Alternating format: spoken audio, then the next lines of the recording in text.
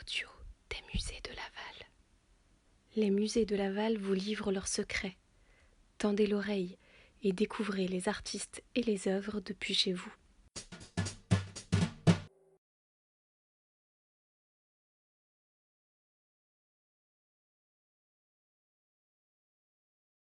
Fils d'un instituteur et d'une épicière, Louis Vivin est scolarisé dans un collège industriel où il apprend le dessin industriel et la peinture. En 1878, il entame une carrière dans l'administration des PTT. Vivin aime peindre depuis l'enfance. Il peint tout d'abord sur les murs et les portes de sa maison, puis sur des toiles, les paysages vosgiens qu'il aime tant. Il n'arrête jamais de s'exercer.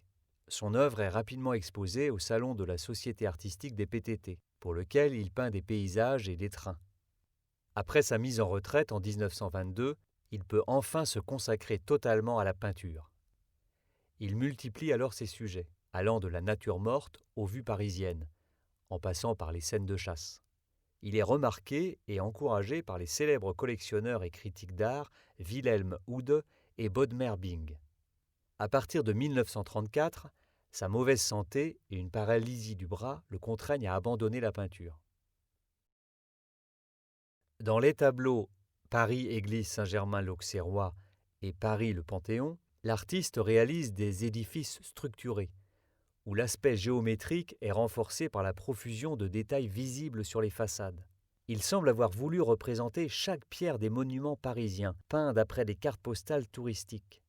À travers ses réalisations, Louis Vivin cherche à montrer la pérennité des bâtiments, dressés ici depuis plusieurs siècles, par rapport à la courte existence de leurs bâtisseurs.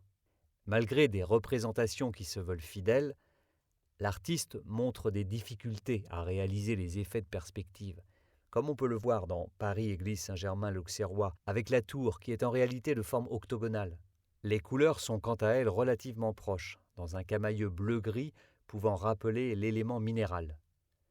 Les personnages et automobiles sont peints dans d'autres gammes, accentuant le contraste entre l'architecture imposante, immobile, et l'agitation de la rue.